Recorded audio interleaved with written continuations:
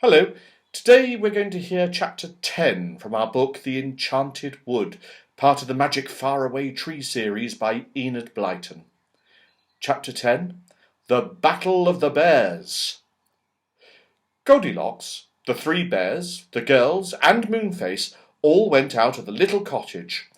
How strange it seemed to see roses blooming all over the walls when ice and snow lay all around.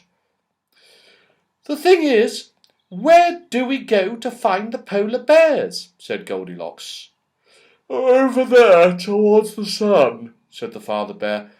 Beth and Franny were surprised to see that both the moon and the sun were shining in the sky. They followed the father bear, slipping and sliding and holding on to one another.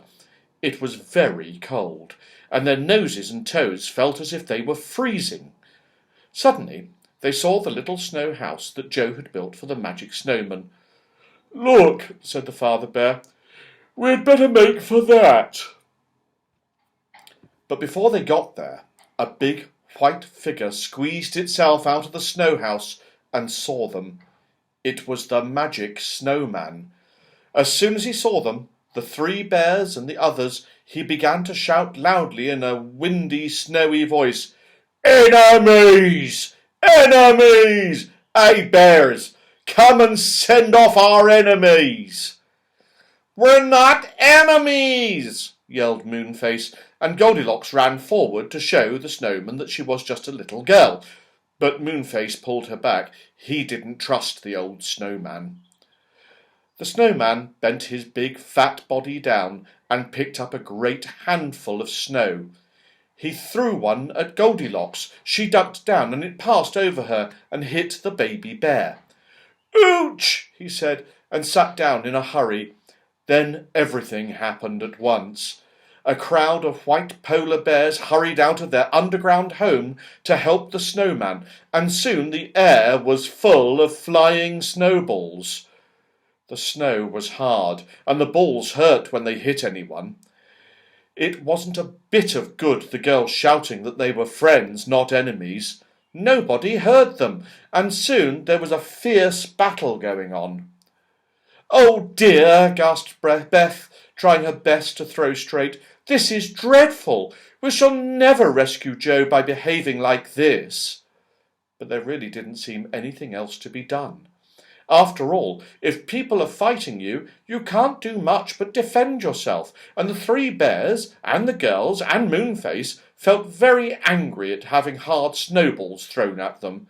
Smack, thud, biff, squish, the snowballs burst as they hit, and soon there was a great noise of angry oomph from the white bears, and ouches from the three bears, and yells from the children, and screeches from Moonface, who acted as if he was mad, hopping about and yelling and kicking up the snow as well as throwing it.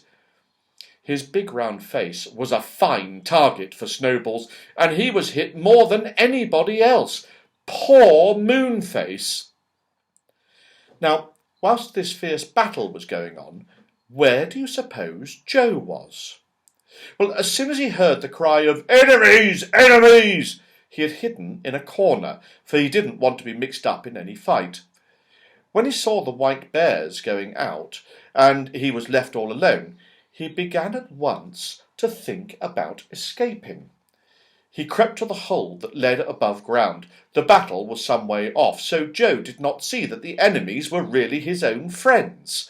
If he had, he would have gone to join them at once. "Oh, what a terrible noise they're all making," he thought. "It sounds like a battle between gorillas and bears to me. I'm not going near them. I'd be eaten up or something. I shall just run hard the opposite way and hope I'll meet someone to help me." So Joe, dressed in his big white woolly coat and looking just like a little white bear himself, crept off over the ice and snow, not seen by anyone. He ran as soon as he thought he was out of sight. He ran, and he ran, and he ran. But he met nobody. Not a soul was to be seen.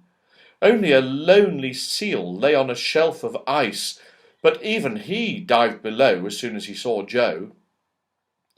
And then Joe stopped. in the greatest astonishment and stared as if his eyes would fall out of his head.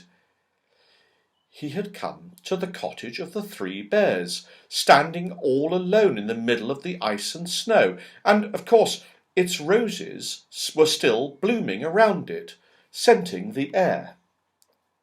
"I'm dreaming," said Joe. "I simply must be dreaming. A cottage with roses here in the middle of the snow?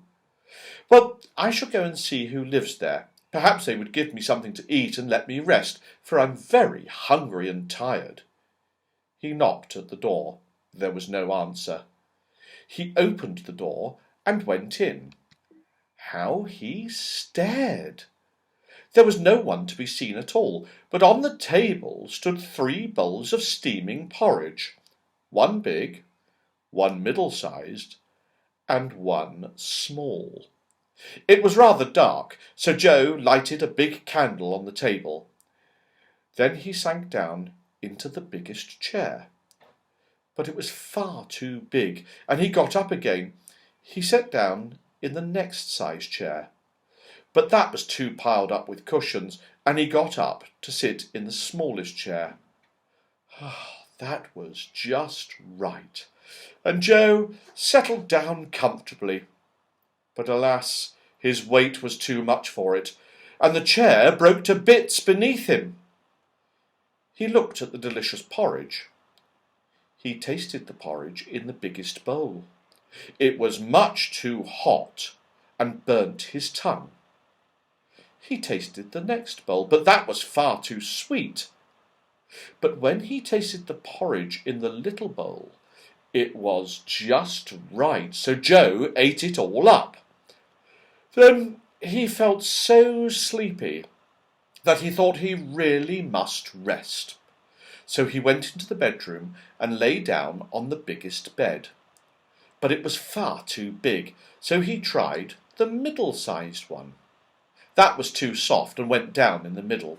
So Joe lay down on the cot, and that was so small and warm and comfortable that he fell fast asleep. All this time the snowball battle was going on. The snowman was so big and the polar bears were so fierce that very soon the 3 bears, the children, and Moonface were driven backwards. Then a snowstorm blew up, and the snow fell so thickly that it was quite impossible to see anything. Moonface called out in alarm, "Bears, Goldilocks, Bear Franny, take hold of each other's hands at once and don't let go. One of us might easily be lost in the storm." Everyone at once took hands. The snow blew into their faces, and they could see nothing. Bending forwards, they began to walk carefully away from the white bears, who had stopped fighting now and were trying to find out where their enemies were. "Don't shout or anything," said Moonface. "We don't want the white bears to hear us in case they take us prisoners. They might not listen to the 3 bears. Move off, and we'll look for some sort of shelter till the storm is over." They were all very miserable. They were cold, they were rather frightened, and quite lost. They stumbled over the snow, keeping hold of one another's hands firmly. They went on, and suddenly Goldilocks shook off Moonface's hand and pointed in front of them. "A light!" she said in astonishment. Everyone stopped. I say, is that our cottage?" shrieked the baby bear in surprise and delight. "But who's inside? Someone must have lighted the candle." They all stared at the lighted window. Who was inside the cottage? Could the magic snowman have found it? Or the polar bears? Was it an enemy inside, or a friend? Blew the wind, and the snowflakes fell quickly on everyone as they stood there wondering. "Oh," shivered Moonface, "we shall get dreadful cold standing out here in the snow. Let's go in and find out who's there." So the father bear opened the door, and one by one they all trooped in, looking round the empty room, half afraid. Well, I think we know who's there. The Bears, Moonface, Beth and Franny. We'll all have to find out tomorrow. See you then.